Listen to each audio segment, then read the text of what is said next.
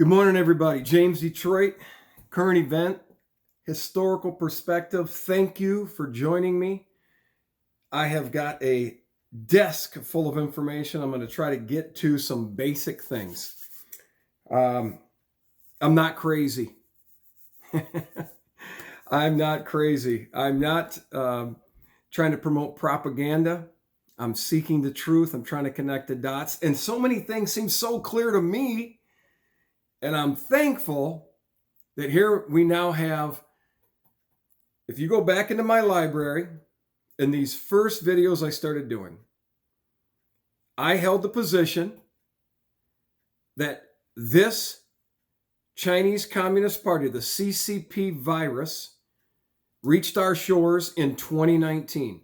I said as early as October, November, but for certain it was on our shores in December. Why did I think that? Well, because when you take a look at the first early reports coming out of Wuhan area in China, and the guy that then later ended up dying, probably not from natural causes, probably was killed by the CCP because he blew the whistle on this. That happened in December. People travel from China to the United States every single day. Viruses already were that virus was already spreading on mass level throughout China. And so now they are confirming that blood samples taken between December 13th and January 17th indicate coronavirus positive. Here's the deal. I'm going to remind you that would indicate a positive test result, but that doesn't make a case. A positive test, especially these PCR tests that are false negative, false negative, false positive, false positive. Oh, I got COVID. They swabbed my nose once. Oh, I got COVID. It's positive. If they ran that thing through enough in their machine, enough cycles, wouldn't even test positive. These are the facts I'm giving you. I wish everyone would do their own research. Also, elections happen certain ways.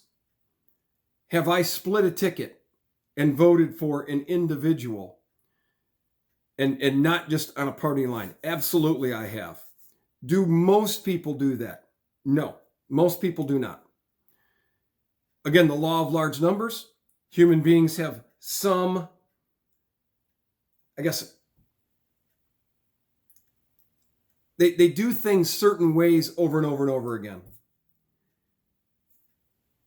The Democratic National Party, the DNC, spent hundreds of millions of dollars in advertisement to assure that there was going to be a blue wave in the 2020 election cycle. But what happened was the opposite. It is an historic, maybe the second highest percentage of state legislators. I think there's considered to be around 7,000 legislators in states, and 4,000 plus are now Republicans. I believe it's about arguably the second highest percentage. It's about 67% of state legislators in the United States of America have an R next to their name. And then it could even be a little bit higher as far as influence go, closer to 70%, depending on how the independents would align themselves. It is President Trump's opinion, and it is the opinion of many statistical scholars at the highest levels that it is an impossibility to be this anomaly, that all of these people would vote for only one candidate, and that is Joe Biden, in a perfectly unmolested ballot. One vote, Joe Biden. Didn't care about anybody else. And yet all of these state races So many of them turned red.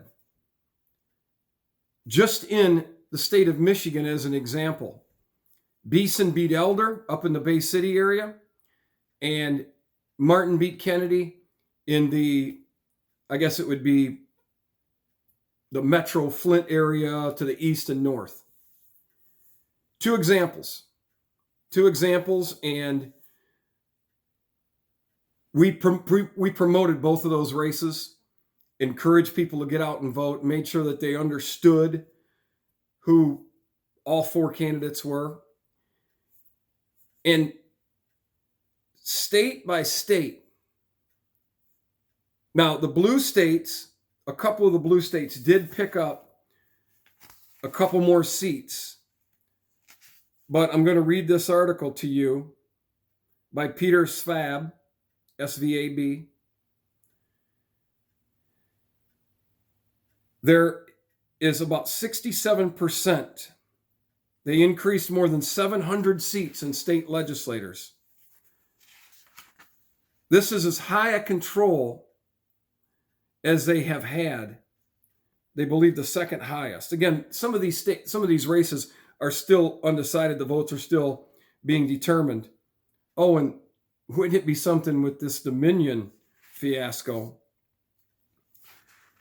As it stated, Republicans further solidified their lead in the 2014 and 2016 elections, reaching a high of more than 4,200 legislators out of a total of some 7,400. They did lose ground in 2018, but in 2020, the gains bring the GOP to a total of more than 4,000 seats again of the total of 7,200. That's around 67%. The biggest gains occurred in New Hampshire, where a gain of 61 seats flipped control of both chambers to the Republican side, while a major gain of 21 seats in West Virginia ensured GOP supermajorities in both chambers. Another pair of supermajorities came as a benefit of 15 and 10 more seats in both Kentucky and Montana, respectively. A gain of 10 seats, however, in Maine wasn't enough to overcome a strong Democratic majority. But think about that. A strong Democratic majority in Maine, and the Republicans still picked up 10 seats. Where the Democrats did have a little bit of advances are in these states: in Connecticut, Massachusetts, California, Colorado, and Virginia. Connecticut gained 8, Massachusetts gained 3, California gained 2, Colorado and Virginia each gained 1 seat. Now you think about that. You're telling me that California voted 60%, 65%, whatever that number came in at, and yet they only picked up 2 seats? Remember, when Kamala Harris ran for the Attorney General's position, her vote count was about 51% to 49%. Democrat versus Republican in that state. She is not beloved in that state. 51%. You're coming out of the political powerhouse that is the Bay Area, and you only garner 51% of the support. This is far from over. We need to continue to pray. We need to continue to monitor, pay attention to our state legislatures. They need to do the next right thing according to the Constitution. Because if they don't, we need to exercise, we need to exercise our vote and hold them accountable. That's the importance of the legitimacy and the transparency and the auditing of this election. Because it does matter. I need to know that my vote counted and was not washed out by 10 other fraudulent votes someplace being pulled out of the Chicago Boulevard warehouse. Yeah, check that out. Check out and see where the Chicago warehouse is on West Chicago Boulevard. Where these ballots came from in the middle of the night. Just for Biden. I hope you're doing your own research. I'm trying to bring you as much fact as possible. Sometimes I'm just looking at the landscape. And as I connect the dots, like in the case of, they told us the first case didn't get here until January 17th, the first confirmed case.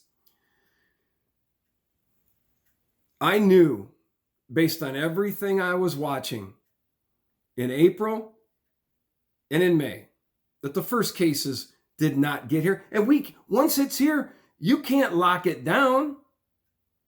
Remember, herd immunity is not a plandemic, and I use that phrase with a hyphen, plandemic. It is not a pandemic, a plandemic strategy. It's scientific fact. We're going to touch more on this later, but the two biggest issues of our day right now, and I'm not crazy, information, the facts keep coming in. Thank you for joining me. I can't wait to see you again. For now, I'm James Detroit, and I'm out.